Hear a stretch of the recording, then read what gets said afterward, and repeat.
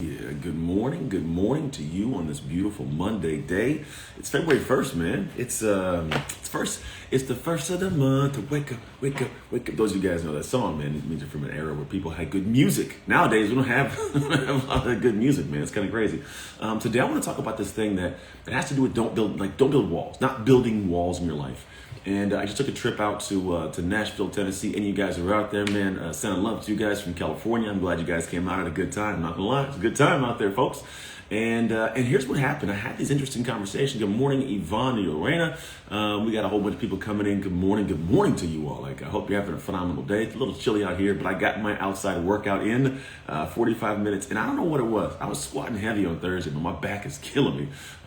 It says the real Shad Hunt. How you doing, man? We got, I think it says Chedwick. I can't say the whole thing. Good morning to you. Sarai Kalandi, Shiona Mission. Hello. Was it Tara Bertzel? Hey, good morning. It's hard to read your names as they move. My apologies. I'm not trying to butcher the name anyways. But today let's talk about this. I had this conversation with somebody. I'm not gonna say their name, obviously. Hey, from Denver, how you doing? Hi, from Denver. But here was what took place. The conversation was like, hey, I had a situation where 17 years ago, and this is a true story, I'm not going to give you the person's true information. 17 years ago, this person had a situation where their spouse cheated with their best friend. And man, like, it hurts my heart to hear that. Like, I get it. Like, they're literally 17 years ago, spouse cheated with best friend.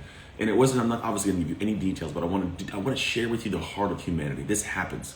Unfortunately, it happened in my marriage. Eartha Thomas, how you doing? Dorinda, Angela, good morning, Robin. I had a situation where something took place where someone cheated on me. Like, this happens in life. There's actually websites. This is the crazy thing. There's a website called Ashley Madison designed for this. Like, that's how big and prevalent it is in our society. Now, I'm not saying that it's okay, it's a good thing, because I do not believe that, but this is a reality we have to manage. But here's what took place from that. And if you ever had something where someone betrayed you, man, you get this. Like, it's gonna hit, it'll make sense. The thing is like, all of a sudden, these two people that were heavy, deep in this person's heart and their life, all of a sudden this betrayal takes place, and now, like, you don't want anybody in. This person's like, I don't want anybody in. I don't do emotions, I don't deal with it, it hurts too much, it's too messy. That was the word. It's too messy. I was like, damn, that's true, right? I get it, right? I understand this. And here's the thing that's crazy. It's like, this person still has a love for both people. Both. You're probably like, what do you mean? Well, it's human. It's hard to not love somebody that you've known for a long time, you got deep with and connected to. Like, it's tough to all of a sudden have someone that betrayed you, like not care about him. Like, you have a love for him. But to be honest, hate in and of itself, the concept of hate has a love within it. If not, you wouldn't even care. The reason you hate so much is because there's a care there, and that's why it hurts. It's like, I care about you, and you hurt me. Right? You want to punch him in the face or do worse, right? People do. They do worse. But here's what I want you to get to this level of conversation today to kind of see if this makes sense. The problem is that she walled people off. All of a sudden, this massive wall goes up. This wall goes up, and no one gets in. Nobody gets into your wall. When you got hurt, you got betrayed, you don't let anybody come in that wall. You're like, you know what? I don't feel like experiencing that ever again. So therefore, I'm just going to close the whole shop down. Nobody gets in. I'm not having that. I would much rather cut all the things out than have any of that pain come in. And oh man, is this wrong? I'm telling you, it's the wrong way to do things. Because here's the thing. You're a human being built on relation. You want connections. You desire that. We're built to communicate, to connect with people. We are. I'm telling you, it's how we are built. That's why this exists. Think about all the most common things we have that people love. Social media, connecting with people. Traveling on planes, connecting with people, right? Meals, foods, connecting with people. We all do it together. It's why this restaurant's designed, or you eat by yourself in the woods all the time, right? The idea is we like and love people, but when you put that wall up, man, you miss out on so many things. Because when you go put a wall up to keep out the bad, you also are keeping out all of the good. And I know what this feels like. I grew up in foster care. I didn't have trust. I let nobody in. Nobody was going to get a chance to come in here and hurt like my mom did. You know, like, there's no way it's happening. I'm not going to let anybody hurt me. Therefore, you all get to stay on that side over here, and I'm going to stay on this side over here. I'm not going to deal with you. I'm not going to have you come in my life. I don't want it, right? But I want you to think about this simple concept in this metaphor. This wall goes up. Everybody's on the outside of it. And I know I was a kid. When I say kid, I was younger, right?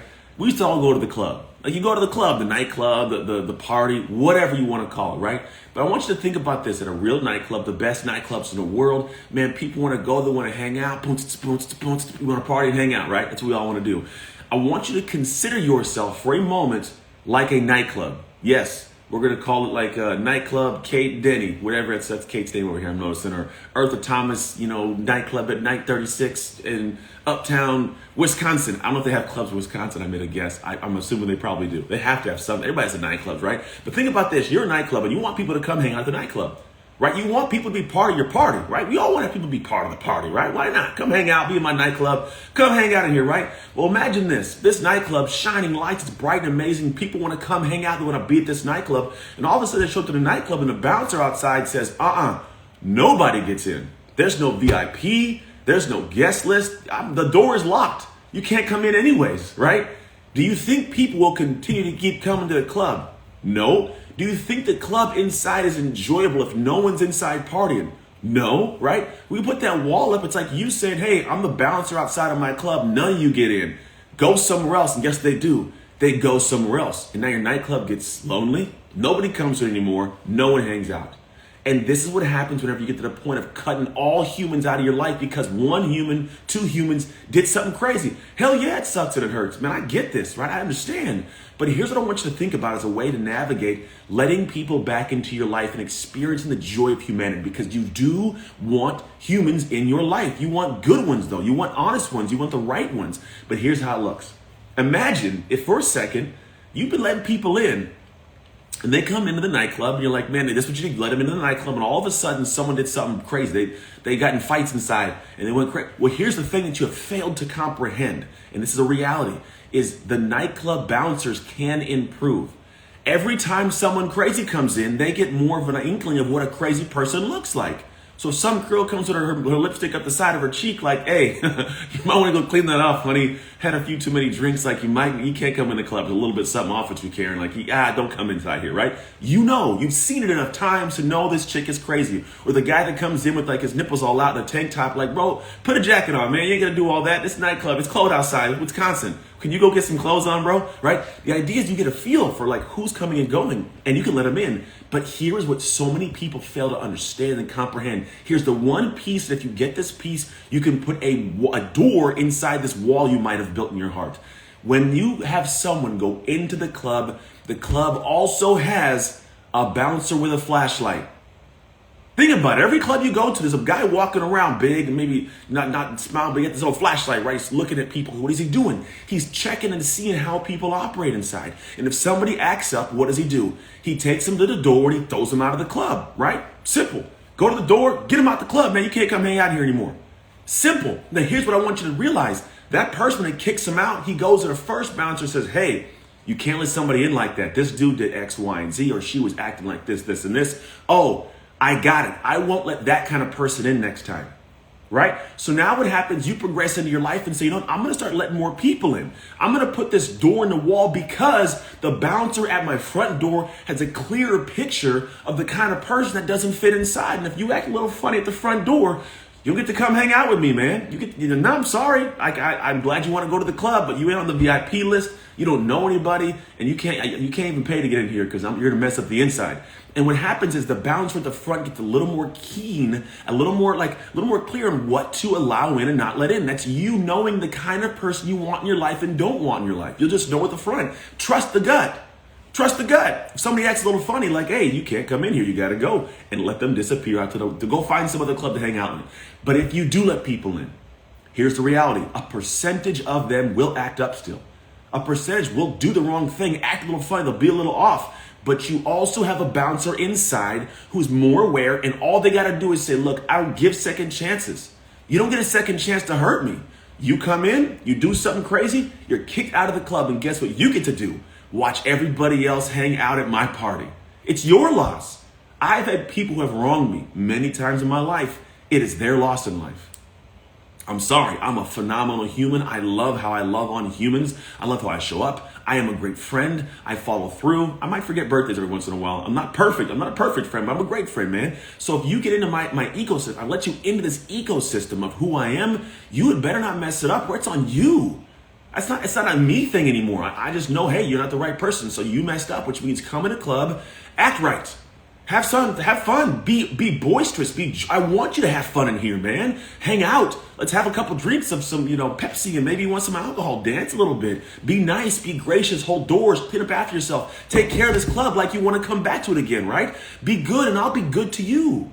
But if you mess up, that is your loss, your fault. You get out of here. Sorry. So what it allows me to do is experience great humans. Now, for every maybe 100 people I let in, they're partying it up. And if that one person, they're kicked out. But guess what? I got 99 amazing people in my nightclub, in my life. I didn't let that one person who hurt me one time lock the front door and put chains around it. So as I'm telling you this message today, I'm telling you, man, let people in, but be clear on who you're letting in because of past experiences, and remove them quickly. Remove them so fast that nobody else even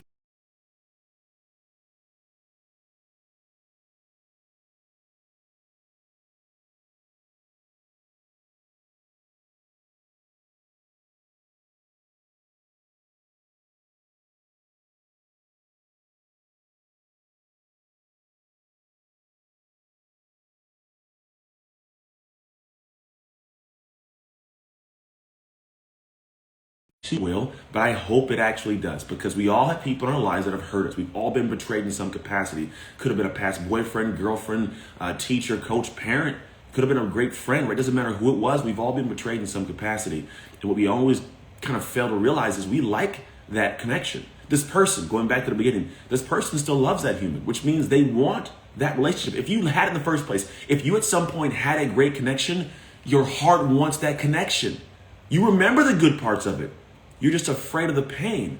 But I'm telling you, the positive, the joy will always outweigh that pain. And you don't want to have regret at some point in time for not having great, amazing joy simply because of one idiot who could have kicked out of the club a long time ago.